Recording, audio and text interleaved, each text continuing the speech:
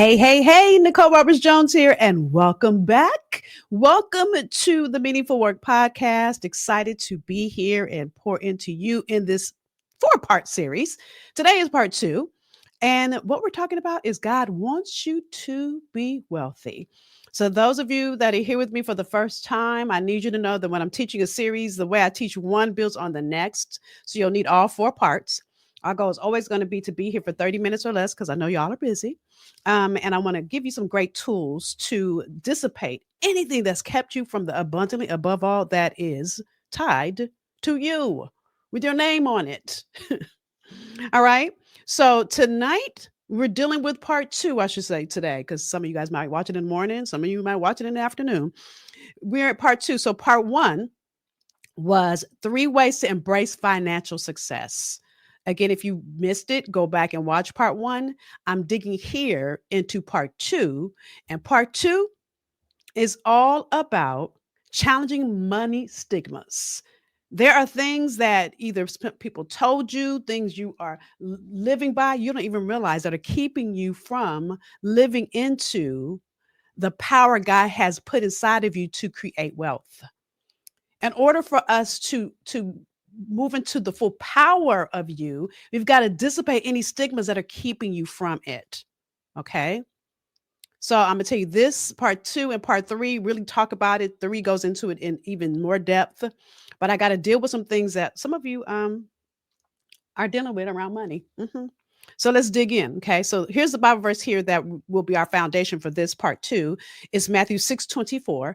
No one can serve 2 masters, for either he will hate the one and love the other, or else he will be loyal to the one and despise the other. You cannot serve God and mammon. Now, listen, and I know I wrote it on here somewhere. The definition, mammon is an Aramaic word that means riches. It's also was a god. Mammon was a god who was worshipped to gain wealth. So I want you to understand, God doesn't want you to worship money. I talked about this in the last episode about God being the source. Money's not a source, it's a resource. And you've got to really begin to understand that if you are looking at it as your source, money is becoming a god for you. That's that mammon. And you cannot serve 2 masters. Okay. So here is what I'm going to walk you through in this series is this. Proverbs 1:19. So are the ways of everyone who is greedy for gain. It takes away the life of its owner. When you're greedy for gain, instead of gaining for God, instead of gaining to be a blessing. And sometimes you bless yourself because you pay your mortgage. I said this last episode. So here I'm going to walk you through the 3 steps to employ money God's way. So again, last time we talked about 3 ways to embrace financial success. Now we're going to talk about making money God's way. Employing it. How do you make your money work for you? Okay. So step number 1 is don't fall into the money trap.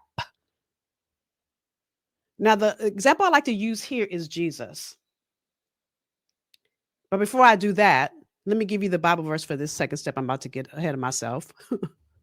1 Timothy 6:9-10 that says, but those who desire to be rich fall into temptation and a snare, and to many foolish and harmful lusts, which drown men in destruction and perdition.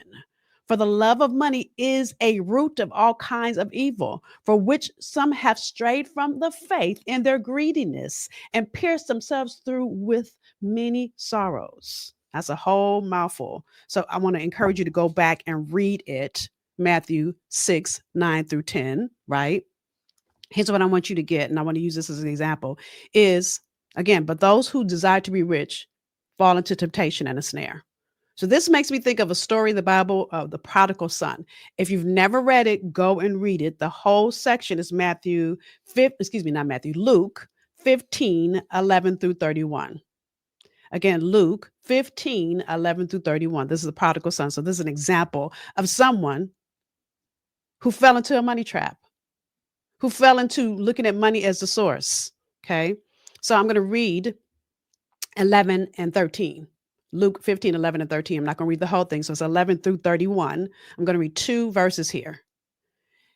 A certain man had 2 sons, and the younger of them said to his father, Father, give me the portion of goods that falls to me. So he divided to them his livelihood. And not many days after, the younger son gathered all together and journeyed to a faraway land, and there wasted his possessions on prodigal living.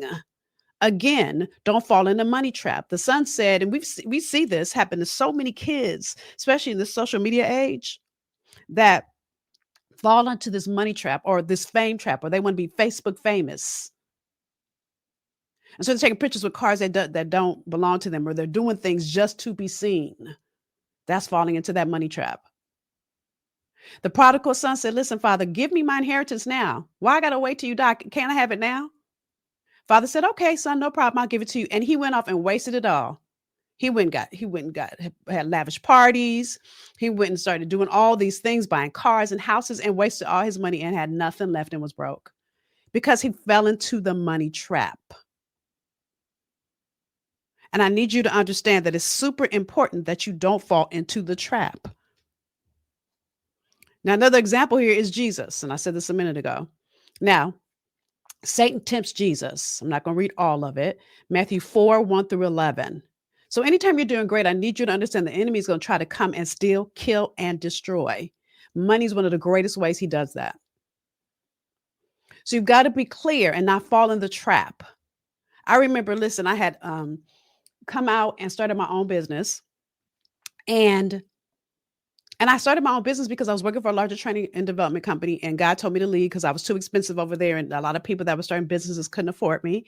And so, excuse me, as I started this business, I got an offer from one of my previous clients to come and develop programs for his business, and it was a 6-figure offer.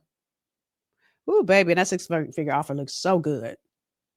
But I knew if I said yes to that, it would leave me no time to do this work I was doing, that I knew that I was called to do in that moment. And so as hard as it was for me to say no, I said no. And his vice president who called me said, did you say no? Girl, did you hear the number figure I said? But I realized then that that was a money trap the enemy was trying to put me in. And the way that I was able to bless entrepreneurs over that 5 years after that was nothing but God. And the way that I saw God grow and expand who I be. But that would not have happened had I said yes to that money trap. Another example of a trap, and it's temptation, y'all. It's Satan's temptation of Jesus. Now, again, I'm not going to read all of it, but I always encourage you to go read the entire passage for yourself, just so you have greater context, because I'm only giving you little snippets in these episodes. Matthew 4, 1 through 11 is the whole piece. Again, I'm reading sections of it here. Okay. Then Jesus was led up by the Spirit into the wilderness to be tempted by the devil. And when he had fasted 40 days and 40 nights, afterward, he was hungry. And Jesus said to him, now I'm skipping at verse 10, that was 1 and 2. Away with you, Satan, for it is written, you shall worship the Lord your God, and him only you shall serve. Then the devil left him, and behold, angels came and ministered to him. Now, why did I read around it? Because Jesus was hungry. The devil verse said, well, if you Jesus, then why don't you turn these stones in the bread? And if you're Jesus, then why don't you? And he kept doing that, trying to lure Jesus. And if anybody's ever fasted, if you've ever fasted, listen, I remember I fasted 30 days one time. That was probably like 20 years ago. I lost so much weight. People were like, Nicole, are you okay? The amount of hunger that I had in those 30 days, baby. So if you've ever fasted one day, imagine that times 39 more days. How weak Jesus felt, how tired he felt, how hungry he felt. And the enemy always comes at your most vulnerable times. So you got to be mindful to not fall into the money trap that the enemy is trying to set for you. The second step here to employ money God's way is to check your spirit. Now, I'm going to tell you, I got this phrase from my sister cousin, Meaty. We call each other sister cousin. And I could say cousin, but I'm saying sister cousin, who always says this at a time. Listen, she always tells me to check my spirit at a time I'm either doing something I have no business doing, or I have said something I have no business saying. And it's not in line with me. I might be angry, frustrated, and she'll say, check your spirit. And always snaps me back into who I be. Now, I wish that somebody had said, check your spirit to Miss Eve. Come on, somebody. Somebody will get that later. So Adam and Eve, you know the story. Adam and Eve, they're in the garden. God says to Adam and Eve, don't eat from one tree, just one. And Eve, spoiled butt, said, "Oh, I'm going to eat from that tree." She allowed the enemy, again, the enemy comes to tempt you, to throw her off. You can read this whole story here in Genesis chapters 2 and 4. I'm only going to read Genesis 2, 16, and 17. Again, whole story, Genesis chapters 2 through 4. I'm going to read this Bible verse. I actually just said this. Genesis 2, 16, and 17. That says, "The Lord God commanded the man, saying, Of every tree of the garden you may freely eat, but of the tree of the knowledge of good and evil you shall not eat. For in the day that you eat of it, you shall surely die." See, God even spared Eve's spoiled butt. And I say she's spoiled because God asked her not to do one thing. And she wanted everything and to do nothing for the everything that she wanted. And some of you, you allow quick, fast money to fool you into being that money trap. And I think what happens is you've got to check your spirit, check your motives, check your viewpoint, check where you are and who's around you and who's feeding into that moment. Because when you shift and you allow money to become mammon, become money to become your source, you begin to make poor decisions. Prodigal son. Even there, I say the children of Israel, they were stuck on 40 years and it should have been an 11-day trip, but it took them 40 years because somebody needed to check their spirit. They kept saying, we need to go back to Egypt. It was easy there. At least we had food. They weren't willing to do the work to grow past where they were. Eve wasn't willing to do the work and just not eat from one tree, just one. Somebody needed to tell her to check her spirit. Mm-hmm. And so you can be rich and you can be righteous. Is the whole point of me saying this, check your spirit. So digging further into this, there's a Bible verse called The Wicked Man. It's in Proverbs 6, 12 through 19. And this is what it says, okay? The 6 things the Lord hates. Yes, 7 are an abomination to him. Again, this is Proverbs 6, 12 through 19. A proud look, a lying tongue, hands that shed innocent blood, a heart that devises wicked plans. And by the way, a heart that devises wicked plans is that check that spirit because that was Eve. Feet that are swift in running to evil, a false witness who speaks lies, and one who sows discord among brethren or sisters or friends. So you can be rich and righteous. God just doesn't want you to do these things. He doesn't want you to have a proud look. Come on, Dave. That could have been David after he got crowned king. He could have said, "Oh, I've been anointed to be king. I'm not doing this, that, and the other." A lying tongue. Oh, there's stories where you'll see when you go back and read David's whole story where Saul, the current king, started lying on David. Really? Hands that shed innocent blood. A heart that devises wicked plans. And that was the Eve and the serpent. And Eve got Adam to eat the fruit. Feet that are swift and running to evil. A false witness who speaks lies. And one who sows discord among folks. That could be somebody in your workplace right now. So that a righteous person is opposite of wicked. And I need you to get this. This is why I'm reading this to you right now. I need you to understand that God wants to give you great wealth. He wants to bless you, but it's also your viewpoint. Are you going to do the right thing when you are tested? Are you going to fall into the money trap? Sometimes you need to check your spirit because as long as we're in the flesh, we're going to have to fight against the spirit. Excuse me. As long as we're in the flesh, we're going to always be tempted to do something that's not in alignment with gaining for God. Because ultimately, it's I call it a who gonna check me boo spirit. Y'all remember that in I forgot what year that was, but it was Housewives of Atlanta, and one of the housewives started saying, "Who gonna check me boo?" And it's like, stop. Don't be so full of yourself. She needed somebody to check her spirit. There's nothing wrong with you saying, "I got this and I got this under control," but every now and then somebody needs to check you when you are out of alignment with who God has created you to be. I'm gonna leave that right there. Mm-hmm. So, with that said, moving deeper into this, here's really when you look at righteousness, this is the base of that. Matthew 16, 19 to 21. Do not lay up for yourselves treasures on earth where moth and rust destroy and where thieves break in and steal, but lay up for yourselves treasures in heaven where neither moth nor rust destroys and where thieves do not break in and steal. For where your treasure is, there your heart will be also. Now, it's not saying don't have treasures, but what I believe this Bible verse is saying is don't focus so much on material things that are nothing but in that moment. It's an in that moment thrill.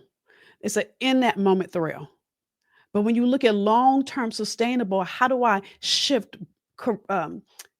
shift families when I give? How do I shift college students when I'm giving to a scholarship? How am I shifting the next level of folks behind me by me being who I am and doing what I'm doing? Whether it's as a volunteer, because you can lend your time, your talent, or your treasure, and you should really be lending all three: time, talent, treasure. Hmm. Right? So, with that said, that leads us into number three. So, number one was don't fall into the money trap. Number two is check your spirit. But can I tell you, ultimately, all of this is just a test. God wants to see if you're going to pass the test. Just like God allowed Jesus to be tempted. There'll be times that there are opportunities in front of you, and God is trying to see, will you do the right thing? And sometimes you got to stop and say, okay, wait a minute. Am I doing this? What's my motive? Check your spirit. Sometimes you got to look at, am I falling into this money trap? Matter of fact, this is what I believe. I keep it all the way where people that are drug dealers that say, I'm just going to just deal drugs because my family needs money. You're falling into the money trap. There are other ways that you can make money. Now, I'm not discounting or dissipating when you're in a really hard financial place, but God is never going to want you to do something that's against, that's evil to get it. And so many people try to justify it. It's not justifiable. It's not. So, again, I talked about this already, but God allowed Jesus to be tested. He allowed it. So here's another example for those of you saying, okay, but I don't understand that. Now, this is another example I use all the time. God is looking at what you're going to do with what he's giving you. There's a story called the parable of the talents in Matthew 25:14-30. I'm going to give you the Cliff Note version. This is so important and paramount to this conversation we're having here. And again, the goal is that you're looking at how you're employing God's money. So there were three servants. This is my Cliff Note version, y'all. Okay. There was a boss, and I don't like to say servants, so I'm saying employees. The Bible verse will say servants when you read it. And the boss says, okay, I'm going to give 2 talents to you. I'm going to give 3 talents to you, and I'm going to give 1 to you. And he went away, and he asked him to just keep it. The first employee invested the talents, let's say money, it's called a talents money. He invested the money and made 3 times back. The second employee invested and made 2 times back. The third employee took the money and dug a hole in the ground and just sat it there. He did nothing with it. So God is looking at how are you employing the money he is giving you. When he came back, when the master came back, he said, well done, good and faithful servants, to the 2 that invested and grew. And he said, he pretty much told the last one, listen, you're going to be punished. So when you begin to look at how you're looking at money, how you're employing the money you're making, again, it doesn't mean you can't buy yourself nice things, but that should not be your focus.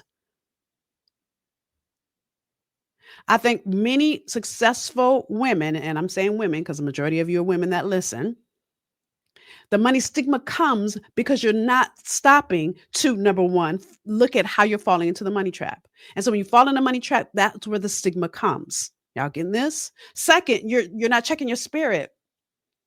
So if you go after this, who gonna check me, boo, like Eve did, you're doing things for the wrong reason in the wrong way.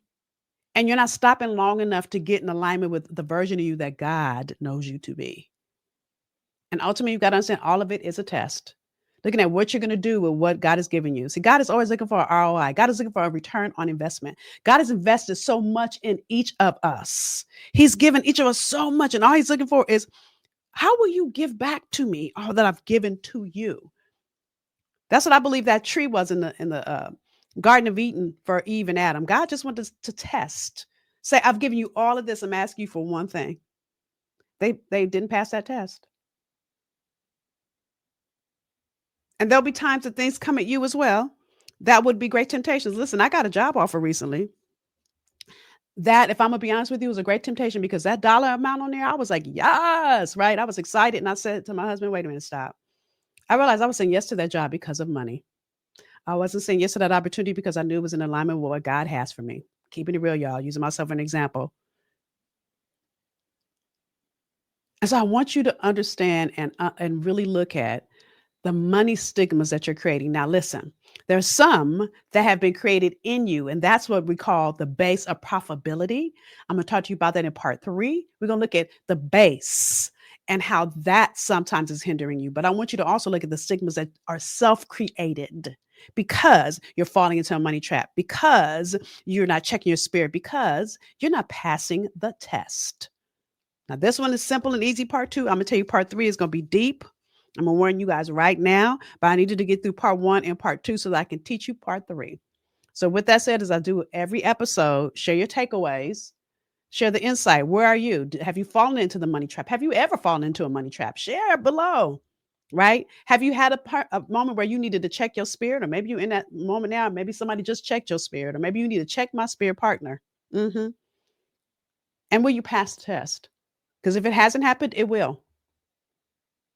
And I always want you to look at, am I going after this promotion based on money or because I know it's going to expand my ability to serve more people and do more good through my role? Am I going after this new position I'm shifting into because of more money?